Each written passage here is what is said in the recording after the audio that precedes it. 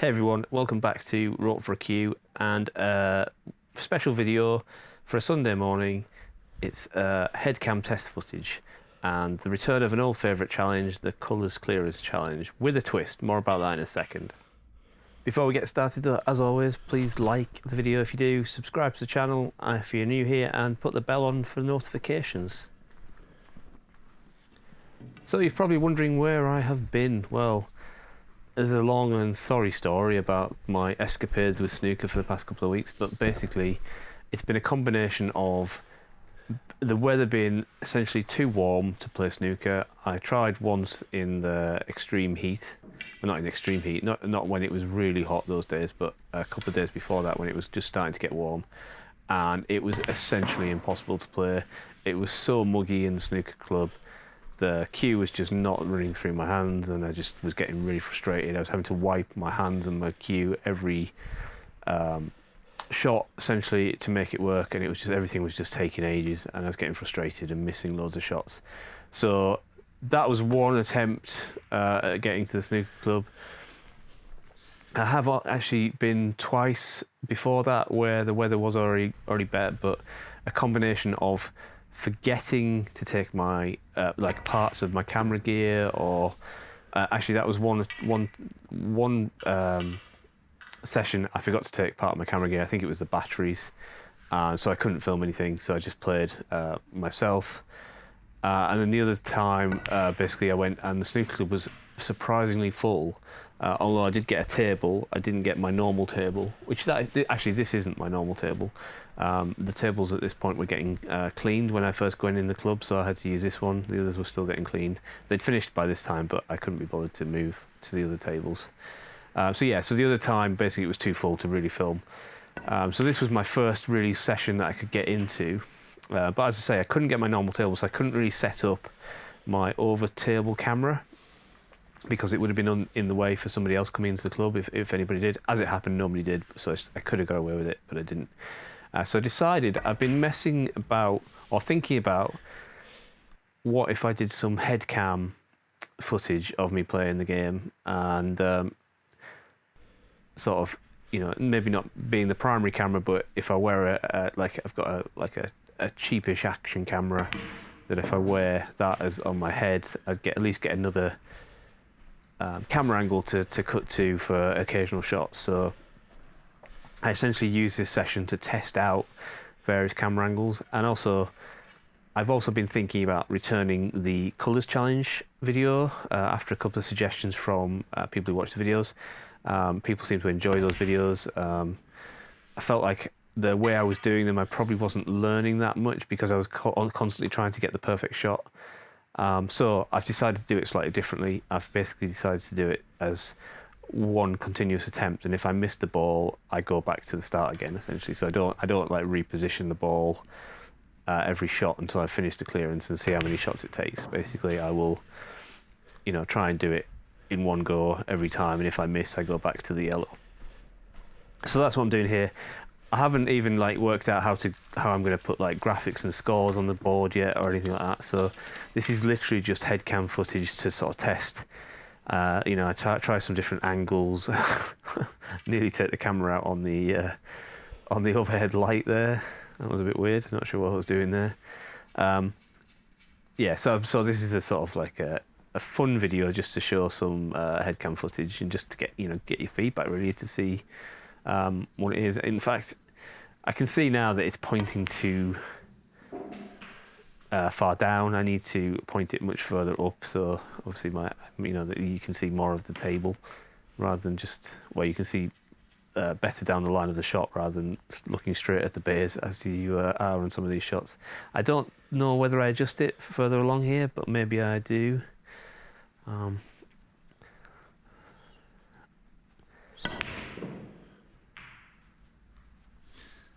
Yeah, so this camera actually I'm using is my GoPro, so this is probably better footage than I will probably be doing when I do headcam footage, because I don't think I'll be using my GoPro for headcam footage. I'll be using my GoPro for overhead footage because it's the best camera I have.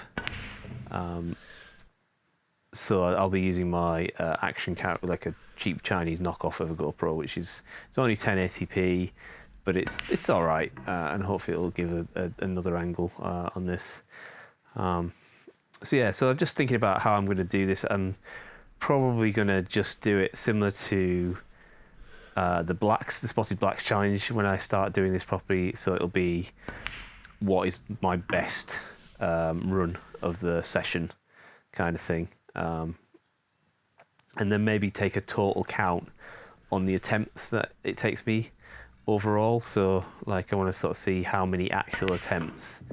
It might be hundreds, it might be tens, it might be hundreds, might be thousands of actually attempts it takes me before I actually get a proper, get a colours clearance challenge, colours clearance done.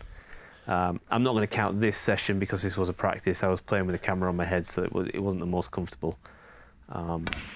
So yeah, I'll start this. The good news is that the weather's obviously cooled down a lot in the UK now. This weekend, it's 23rd of July as I'm recording this commentary. I filmed this probably about 2 weeks ago now, before it started getting really hot. I just haven't got around to editing it. I lost, basically I had trouble with the mic that I used to record these videos. I couldn't get it to work on my laptop for ages, and I sort of just gave up, and then one day I just tried it again and it worked, so I can't really explain why that happened, but it did.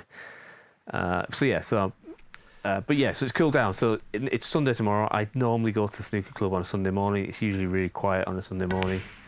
Actually, no, Sunday morning is actually too bad. There's usually a couple of people in, but if I can get in at 9 o'clock when it opens, I can get my usual table and get my camera properly set up so I can film some videos. And I'll hopefully get at least the videos I need filmed for putting out my normal Tuesday, Thursday videos. And I'll think of something decent to do for a Sunday video. I'm hoping to get some actual matches organised with some people. As you know from my sort of intro blurb on my channel, that I started snooker when I started playing with my postman. He's now aware of me doing these videos, so hello to Wayne if he's watching, and I'm hoping that he'll agree to let us film one of our games at some point. Also, my neighbour has expressed an interest. He's watching these videos as well. Hey Si, if you're watching, he's expressed an interest to play me as well, so hopefully he wouldn't mind being filmed, and then I'll try and figure out how to do the scoring on the screen. See if that works, and you'll be able to spot if we make any scoring errors, which is probably likely. That sign always makes me chuckle on the light. It says, "Do not spin coins, please use the rest," as if you're going to spin the rest to work out who breaks rather than spinning a coin. But it's just a weird quirk of a. God, look how my rest technique is bad. Basically, what I'm trying to say. I haven't had any lessons in using the rest yet, so my rest technique is bad. Anyway, but I'm not really talking about what I'm doing here. I've just got yellow, green, brown, and not a terrible angle on this blue.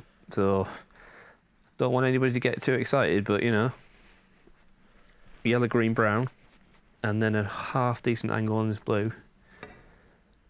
But I miss it by a mile, and actually I'm dead straight. I'm terribly on the pink as well, so excuse me, it wouldn't have gone very well.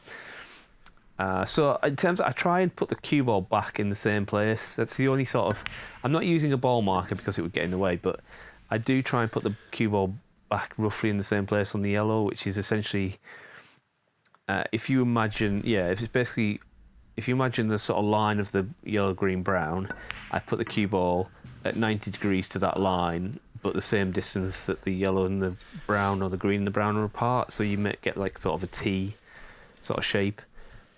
And that just gives me a rough idea of, it's maybe not the best place to start, and actually I think I'm probably going to change where I start the shots from in future, but at least gets me to put the cue ball back in a reasonably consistent place to start each shot, and it's a place on the table I can relatively easily aim for. When I start getting to a point where I can make a break and maybe get to the colours clearance naturally, it's somewhere on the table I can aim for to try and start the colours clearance challenge, the colours clearance generally in a game.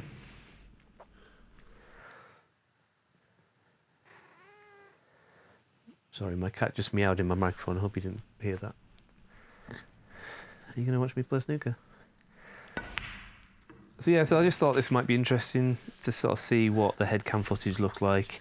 I think there's a couple of things I've learnt from it is that the camera needs to be pointed further up, so that when I'm down on the shot, you can see the shot a bit easier. So you see it's looking too, you know, the centre of the frame is too far down the table, too far in front, too close to me essentially.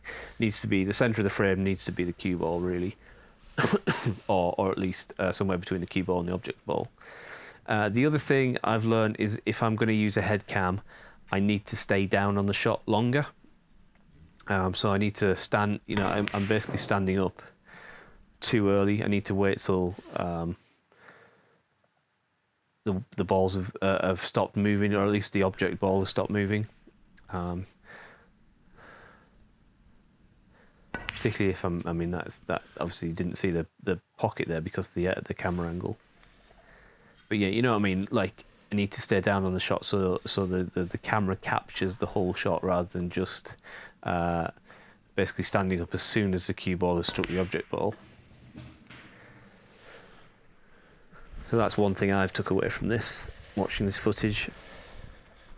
I'm actually playing on one of the club tables here, so this has got the slightly wider pockets, but it hasn't got a particularly good cloth on it. It's quite an old cloth, I believe. So it's although it had just been ironed and cleaned and ironed just before I got to it, so it was running pretty well.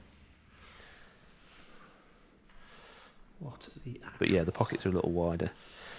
Anyway, that's the end of this particular attempt. Let me know what you think of the footage, and keep an eye out for the return of the Colours Clearance Challenge properly this week. Once again, thanks for watching. Don't forget to like, comment, subscribe, all that good stuff, and I will see you for the return properly of Rope for a Cue.